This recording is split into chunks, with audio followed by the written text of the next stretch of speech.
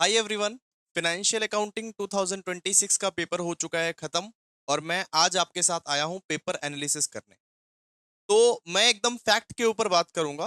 मैं आप लोगों को ये नहीं बोलूंगा कि अकाउंट्स का पेपर एकदम इजी था, लेकिन मैं ये भी नहीं बोलूंगा अकाउंट्स का पेपर एकदम टफ था, मॉडरेट था। मतलब सीधा सा बात है कि आजकल कलकत्ता यूनिवर्सिटी जो है ये बीकॉम का पेपर सीए लेवल का बना रहा है धीरे धीरे करके। इसीलिए हमारे क्लासेस में आप देखोगे बहुत सारे टफ टफ सम्स मैंने करवाए थे। और मैं अभी भी गारंटी से बोल रहा हूं कि एक एक सम्स का एक एक एडजस्टमेंट खोज के देख लो, कहीं ना कहीं हमारा करवाया हुआ ही सम्स था। लेकिन ये बात है कि जो लोग लाइव किए थे, जो लोग 3-4 महीने से पढ़े थे, उनका पेपर अच्छा गया होगा। लेकिन ये जो लोग 2-4 दिन पहले से पढ़ रहे होंगे उनका पेपर शायद खराब गया होगा। तो अकाउंट्स का पेपर इतना इजी नहीं था, मॉडरेट था। लेकिन जो लोग 3-4 महीने से, 2 महीने से, 1 महीने से पढ़ रहे थे उनका ही पेपर अच्छा गया होगा। मैं ये बात मानता हूं दोस्तों।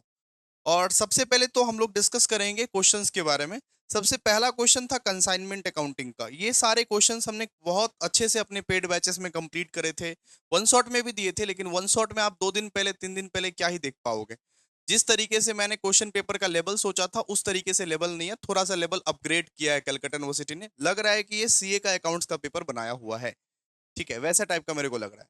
तो सबसे पहला वाला क्वेश्चन जो है, इसमें अगर आप पार्शियली राइट करोगे तो आपको 8-7 मिल जाएंगे। और ऐसे ऐसे सम्स हमने बहुत सारे क्लास में करवाए थे ऑलरेडी, और जो लोग लाइव स्टूडेंट हैं उन लोगों के एग्जाम्स अच्छे गए हैं। इसीलिए आप लोगों को बोलते हैं कि अकाउंट्स हो या टैक्स हो, थोड़ा पहले से पढ़ना शुरू करो और लाइव पढ़ना शुरू करो। आप लोगों को मोटिवेट करने के लिए हमने बोल दिया था कि हाँ, 1 दिन में पास हो जाओगे, 2 दिन में पास हो जाओगे। मैं क्या ही बोल सकता था।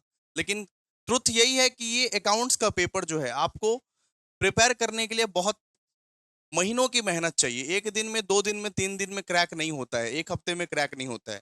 और आप अगर बीकॉम के लेवल को आप अभी भी आप बीकॉम का लेवल ही समझते हो तो गलत फहमी में हो। अब ये सीए वाला लेवल हो गया है। ठीक है। तो नंबर 1 क्वेश्चन बहुत इजी था एकदम। नंबर 2 क्वेश्चन देखिए, पार्शियल रिपोजिशन पूछ लिया था। पार्शियल रिपोजिशन ऐसे ऐसे सम्स हमने क्लास में ना जाने कितने किए थे हायर परचेज सिस्टम के, मिला के देखना एक बार। हमने अपने पेड कोर्सेज में या हमने YouTube में भी ऐसे ऐसे क्वेश्चंस बहुत सारे आपको करवाए थे। नॉर्मली ये पार्शियल रिपोजिशन का क्वेश्चन था, इजीली आप बना लिए होंगे। उतना भी टफ नहीं था, मैं इसको टफेस्ट नहीं बोल सकता, मॉडरेट पेपर था। ठीक है। अच्छा, बस ये कंसाइनमेंट में बस आप लोगों को डैमेज इन ट्रांजिट अकाउंट बनाने बोला था। मतलब इसका मतलब क्या होता है पता है? एबनॉर्मल लॉस अकाउंट बनाने बोला था आपको। एबनॉर्मल लॉस अकाउंट बनाने बोला था। ठीक है, इसको भी हम सिखाए थे। और डीके ब्रोस अकाउंट मतलब ये कंसाइनी अकाउंट बनाने आप लोगों को बोला था। तो consignor account, abnormal loss account और डीके ब्रोस अकाउंट, इसको अगर सही सही बनाए होगे तो 8 मिल जाएगा आप लोगों को। ठीक है। अच्छा, ये पार्शियल वाला रिपोजिशन है। थोड़ा मोड़ा गलती अगर किए होंगे तो यहाँ पे 7 से 8 आप लोगों को मिल सकता है। आप लोग काउंटिंग कर लीजिए। अगर थोड़ा गलती किए होगे 7 से 8, ज्यादा गलती किए होगे 5। नंबर 3 देखते हैं। नंबर 3 देखिए, लॉस ऑफ प्रॉफिट का सम्स पूछा गया है। ऐसा ऐसा सम्स कितना बार करवाए हम 2 ही सम्स करवाए थे लॉस ऑफ प्रॉफिट का, 2-3 सम्स करवाए थे आप लोगों को। और देखिए उसी के हिसाब से आ गया लॉस ऑफ प्रॉफिट का सम्स। बस आप लोगों को प्रैक्टिस करना था बहुत। मतलब हम बोले थे ना कि हम मेरा सिद्धांत एक ही रहता है कि पेड कोर्सेज में जो सिखाते हैं उसको 3 बार प्रैक्टिस करना होता है। प्रैक्टिस करे तो लॉस ऑफ प्रॉफिट का सम्स भी आसान था, 10 मार्क्स यहां से भी आपको मिल सकता है। तो 3 के 3 क्वेश्चंस हमारे यहाँ पे क्लासेस के कॉमन आ गए। और हमने क्लासेस में नहीं, वन वन शॉट में भी हमने दिया था, वन शॉट में भी हमने डाला था। तो हो सकता है आप लोग अटेंड किए होंगे इसको। ठीक है। और क्वेश्चन नंबर 4 जो है ये मिक्स्ड क्वेश्चन आपसे पूछा था। ब्रांच, हायर परचेस और पार्टनरशिप का मिक्स्ड क्वेश्चन पूछ लिया गया था। तो ये बहुत इजी क्वेश्चन है। देखिए यहाँ पे देखिए, ये सब बहुत इजी क्वेश्चन है। यहाँ पे बोला identify the following into dissolution of partnership and dissolution of A firm. हम लोगों को बोला था कि ये डिसोल्यूशन ऑफ पार्टनरशिप है या डिसोल्यूशन ऑफ फर्म है। तो डिसोल्यूशन ऑफ पार्टनरशिप का मतलब क्या कि एक पार्टनरशिप जाएगी, दूसरी पार्टनरशिप आएगी। और डिसोल्यूशन ऑफ फर्म का मतलब क्या, फर्म ही बंद हो गई। तो यहाँ पे आप लोगों को आइडेंटिफाई करना था बस। ऑल पार्टनर्स आर इंसॉल्वेंट, ये तो डिसोल्यूशन ऑफ फर्म है। In case of retirement of A partner, ये तो डिसोल्यूशन ऑफ पार्टनर है। आ- ये आइडेंटिफाई करना था बस। ठीक है। और ये छोटा छोटा क्वेश्चन था, मतलब मिक्स्ड क्वेश्चन था क्वेश्चन नंबर 4। और question number 5 common, again common. और क्या मैं कॉमन खिलाऊं भाई, कल ही मैंने करवाया था क्वेश्चन नंबर 5। क्वेश्चन नंबर 5 देखो, एवरेज क्लॉस का आप लोगों को पूछ लिया गया। हम बता दिया आप लोगों को एवरेज क्लॉस। कल देखो सबसे पहला वाला क्वेश्चन एवरेज क्लॉज का ही है। डिफरेंस पूछ लिया गया था कंसाइनमेंट सेल्स और ऑर्डिनरी सेल्स का।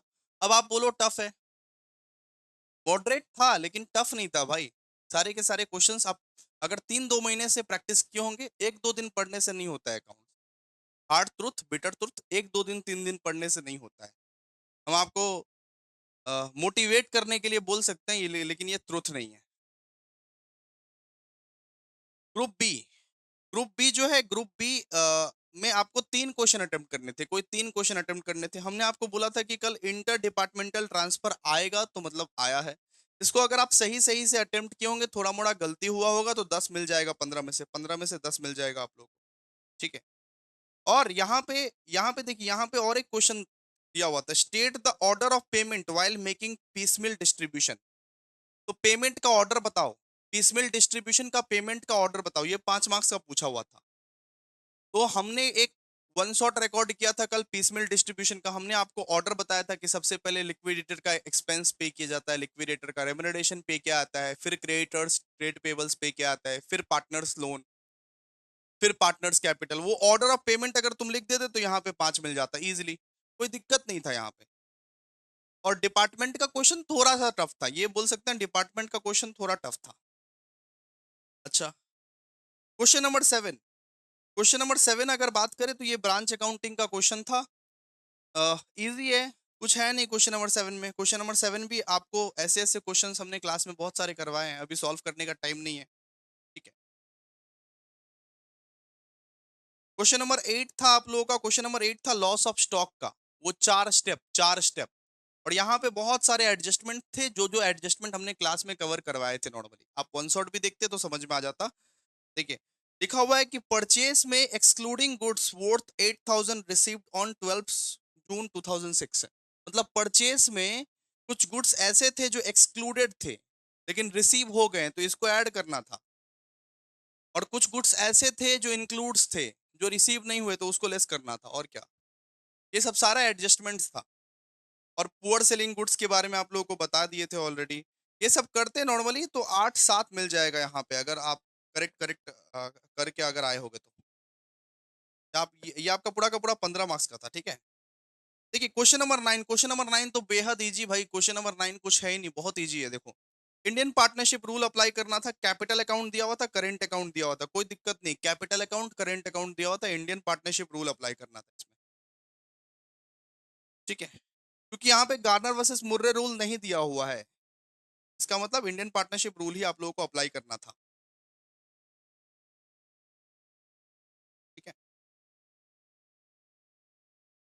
तो अगर आप इसको सही सही से करके आ गए होंगे, ठीक ठाक से करके आ गए होंगे नॉर्मली, तो 15 में से यहाँ पे आपको 13 तो मिल ही जाना चाहिए भाई। रिजोल्यूशन का रियलाइजेशन अकाउंट बनाना था, बैंक अकाउंट बनाना था, पार्टनर्स कैपिटल अकाउंट बनाना था, तो मोस्ट इजी मोस्ट इजी। फिर देखिए क्वेश्चन नंबर 10 में एक इजी अकाउंट सेल क्या होता है। अकाउंट सेल आप लोगों को बताए थे कि जब कंसाइनी कंसाइनर को हिसाब देता है, जब कंसाइनी कंसाइनर को हिसाब देता है तो वो अकाउंट सेल्स प्रिपेयर करता है। और डेल क्रेडिट कमीशन क्या होता था, इसके बारे में थियरी आपको लिखना था नॉर्मली, हो जाता।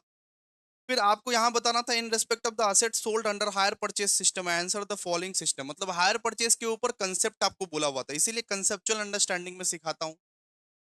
ठीक है। हायर परचेज के ऊपर कंसेप्ट बोला हुआ था नॉर्मली, आप इसका आंसर दे दे तो हो जाता।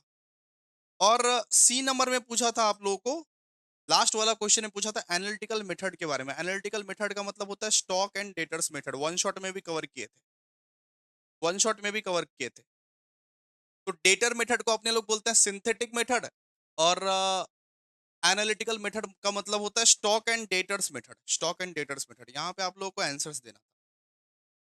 तो अगर इसको भी आंसर्स दे रहे होते तो 3+2, 2+2+1 और 3+2। तो ओवरऑल ओवरऑल कहीं ना कहीं आप पास मार्क्स तो उठा ही लोगे, इसका तो गारंटी है भाई। अगर पूरा भर के आए हो, पूरा लिख के आए हो, नॉर्मली पास मार्क्स तो आप उठा ही लोगे। लेकिन पेपर टफ नहीं था, पेपर इजी था, paper was not that tough. अब हम क्या करने वाले हैं, अब हम असेसमेंट ऑफ फर्म करवाने वाले हैं टैक्स का। अभी भी टैक्स का पेपर इजी है, इजी आएगा टैक्स का पेपर। अकाउंट्स का पेपर थोड़ा सा मॉडरेट आया ना, टैक्स का पेपर इजी आएगा, इसीलिए टैक्स अच्छे से प्रिपेयर कीजिएगा। थैंक यू सो मच भाई, thank you so much. Okay.